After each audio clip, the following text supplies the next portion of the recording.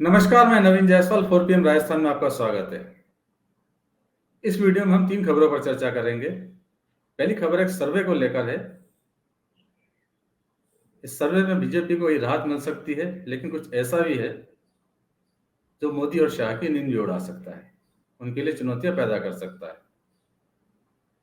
दूसरी खबर में चर्चा करेंगे एक ऐसे विधायक की कहानी की जो मुख्यमंत्री अशोक गहलोत और पूर्व मुख्यमंत्री वसुंधरा राजे दोनों की पसंदीदा रही हैं और अब उन्होंने पार्टी बदल ली है। और तीसरी खबर में चर्चा करेंगे अंत में कि बीजेपी और कांग्रेस के टिकट का क्या हुआ, बीजेपी की सीईसी की बैठक में क्या हुआ और कब तक टिकट की लिस्ट आ सकती है। तो शुरुआत करते हैं पहली खबर से, सर्वे की खबर से। राजस्थान में चुनावों को लेकर एक और सर्वे सामने आ गया है। सर्वे बीजेपी के लिए राहत भरा भी है, लेकिन कई मायनों में कुछ नेताओं के लिए चुनौती भरा भी है, जो ये चाहते हैं कि वसुंधरा राजे साइडलाइन हो जाए। सर्वे कराया है इंडिया टीवी CNX ने। सर्वे कई पहलुओं का कराया है, मसलन पार्टी को लेकर सर्वे हुआ है, सीएम की रेस को लेकर सर्वे हुआ है और चुनाव के मुद्दे क्या है इस पर भी सर्वे हुआ है। इसके अलावा भी कई चीजों पर सर्वे हुआ है। सर्वे कहता है कि राजस्थान में बीजेपी 125 सीटों तक जा सकती है और कांग्रेस को 72 सीटों पर ही संतोष करना पड़ सकता है। साथ ही सर्वे में सीएम की रेस पर भी लोगों से बात की गई है और उसके मुताबिक सर्वे यह कहता है कि मुख्यमंत्री पद की दौड़ में सबसे आगे अशोक गहलोत बने हुए हैं। उन्हें 33% लोग पसंद करते हैं, जबकि वसुंधरा राजे को 27% लोग मुख्यमंत्री के रूप में देखना चाहते हैं। सचिन पायलट के लिए यही प्रतिशत 12 का है, मतलब 12% लोग सचिन पायलट को सीएम के रूप में देखना चाहते हैं।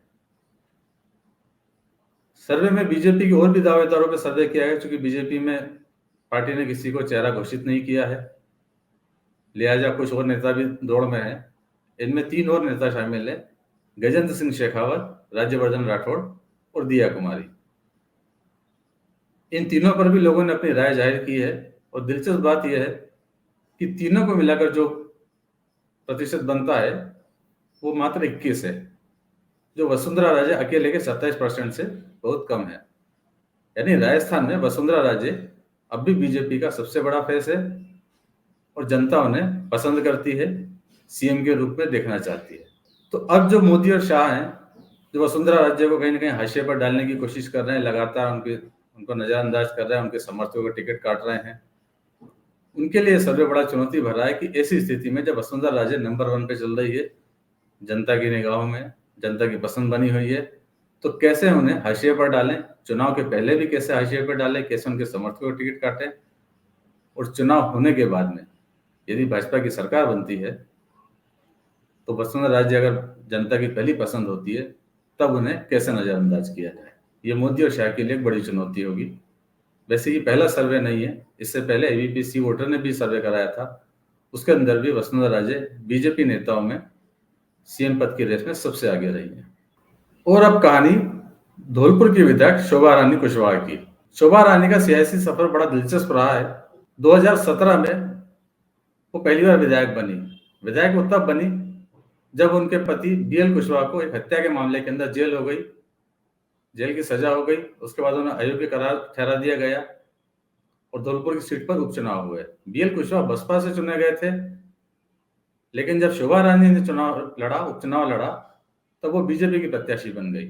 बीजेपी ने उन्हें टिकट दे दिया। उन्हें बीजेपी में लेकर आई थी वसुंधरा राजे। वसुंधरा राजे ने इस तरह से एक तीर से 2 शिकार किए, क्योंकि धौलपुर उनका गृहनगर है वसुंधरा राजे का, वहां की वो धौलपुर की महारानी कही जाती हैं और वो सीट बसपा के खाते में थी। तो शोभा रानी को उन्होंने बीजेपी ज्वाइन कराया और उपचुनाव के अंदर 2017 में शोभा रानी बीजेपी के टिकट पर चुनाव जीत गई, पहली बार विधायक बनी और धौलपुर की सीट बीजेपी को मिल गई। इसके बाद 2018 के चुनाव में फिर शोभा रानी को बीजेपी ने टिकट दिया और वो विधायक बन गई। इसके बाद में राज्य में सत्ता का परिवर्तन भी हुआ साथ में, लेकिन शोभा रानी की सत्ता से नजदीकी बनी रही। धीरे धीरे मुख्यमंत्री अशोक गहलोत के संपर्क में आती गई और जब राज्यसभा के चुनाव हुए तो प्रमोद तिवारी के लिए शोभा रानी ने क्रॉस वोटिंग की और कांग्रेस को वोट दिया।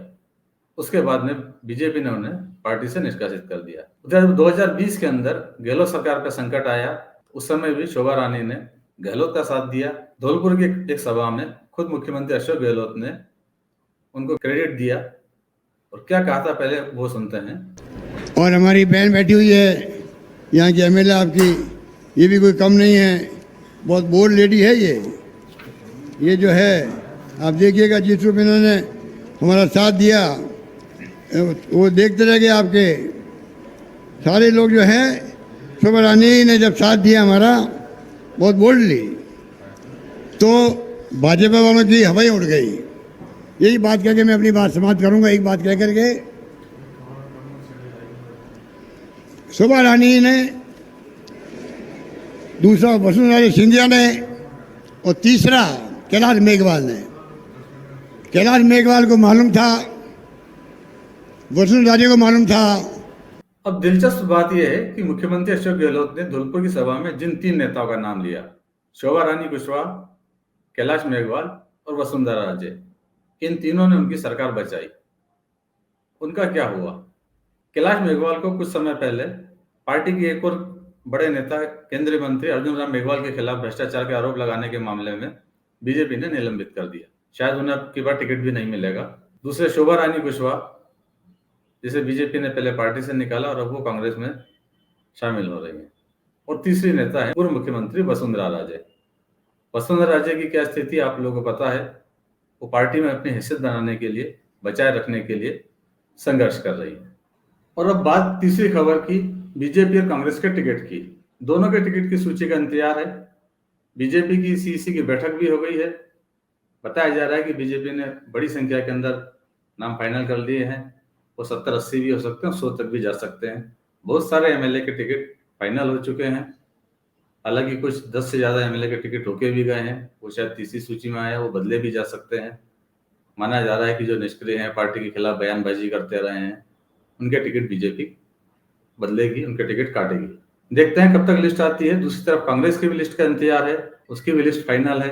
एक दिन पहले मुख्यमंत्री अशोक गहलोत ने एक सभा के अंदर 5 कैंडिडेट के नाम पर जिताने की अपील भी कर दी। उधर धौलपुर में शोभा रानी कुशवाहा भी दावा कर दी कि उन्हें भी टिकट का आश्वासन मिला है। तो जब भी लिस्ट आती है हम आपको अगले वीडियो के अंदर अवगत कराएंगे किन किन के नाम कटे हैं, किन को इम्पोर्टेंस मिला है और वसुंधरा समर्थकों का क्या हुआ है। इस वीडियो में इतना ही। अंत में एक बार फिर आपसे अपील है, 4 PM राजस्थान को ज़्यादा से ज़्यादा सब्सक्राइब करें, वीडियो को लाइक करें, उस वीडियो के लिंक को शेयर करें। हम आपको लगातार खबरों से अवगत कराते रहेंगे। नमस्कार।